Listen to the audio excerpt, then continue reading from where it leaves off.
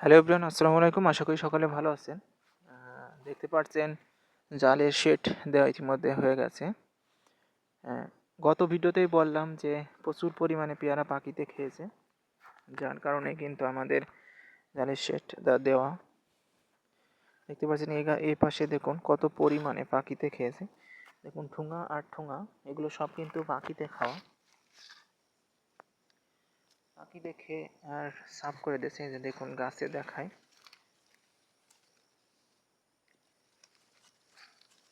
আসলে এত পরিমাণে পাখিতে খেয়েছে, জাল না দিয়ে পারলাম না, যেহেতু জালের আমি গত ভিডিওতেই বললাম যে অনেক কস্টলি, মানে অনেক দাম এই জালের।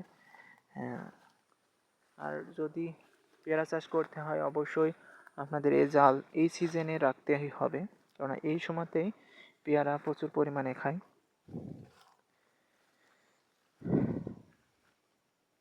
যেটি চাষির জন্য খুবই দুঃখজনক। আসলে পেয়ারা যদি চাষ করতে হয় অবশ্যই আপনাদেরকে এই বিষয়গুলো লক্ষ্য করতে হবে।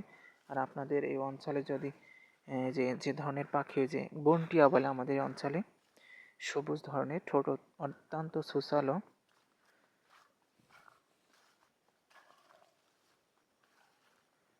আসলে এখানে আমরা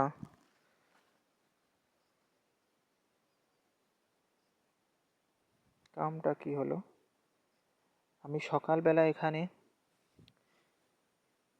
রোপণ করে দিয়েছি মূলা, আর মূলার ক্ষেতে পানি দিল কে? এই সাইড দিয়ে পুরো পানি। আসলে আমার কাকাদের এই ভুঁইটা, এখানে পানি দেওয়ার কারণে এখানে পানি চলে এসেছে। এই যে এই ভুঁইতে পানি দিয়েছে, এমনিতে সব এই লাইন ধানে কেটেও দিয়েছে মনে হচ্ছে। এই যে পানিটা দিল কে?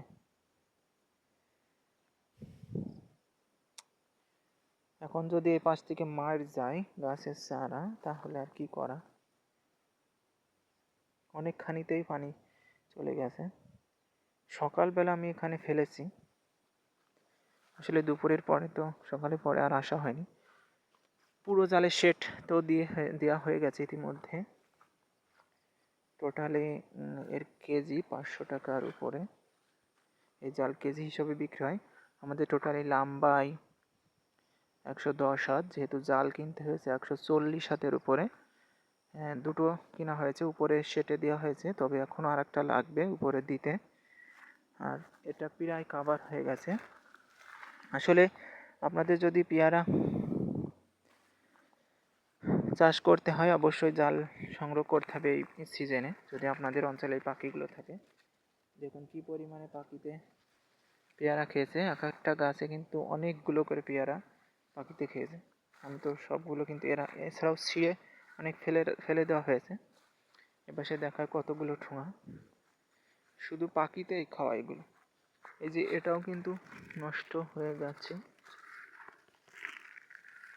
এই যে এইগুলো, তারপরে এই যে এখানে দেখুন, এখানে কিন্তু একটা গাছের পেয়ারা সবগুলোই দেখেন পাখিতে কিন্তু ঠোকাইছে।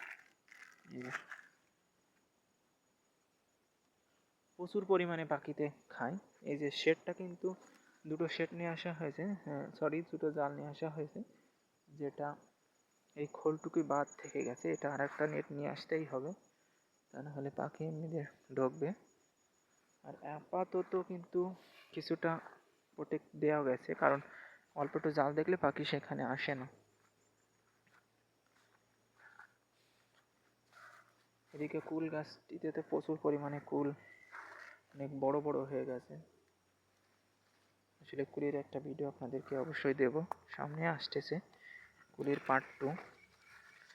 আর এদিকে পেয়ারা তো প্রচুর পরিমাণে আবার হয়েছে, এটি পিপি পড়াতেই হবে আবার।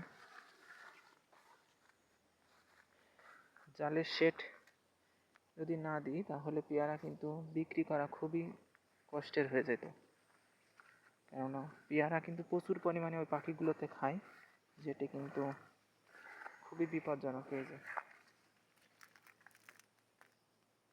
একেবারে নষ্ট হয়ে গেছে। আমি আরও কয়েকটা ভিডিওতে বলেছি পাখিতে প্রচুর পরিমাণে পেয়ারা খায়, যেটা পেয়ারা চাষিদের জন্য খুবই কষ্টে।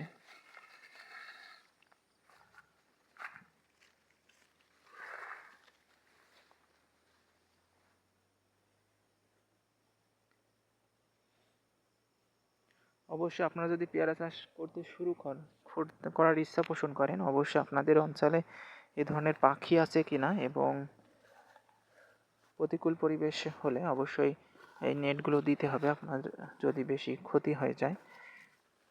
দেখুন আমাদের কি পরিমাণে পাখিতে খেয়েছে এই গাছটায় গুনি। এবার এই একটা, এই দুইটা, তারপরে এই যে এই পাশে একটা, তিনটা, তার মানে এই দুটোই তিনটা, এই একটা চারটে, তার মানে যেগুলো বড় হয়েছে গাছে সবগুলো প্রায় ঠোকাইছে। আর যেখানেই ঠোক দেবে, অর্থাৎ একটা দুটো ঠোক দিলেও কিন্তু সেই পেয়ারাটা নষ্ট হয়ে যাবে। এই পেয়ারাটাও কিন্তু ঠোক দিয়েছে,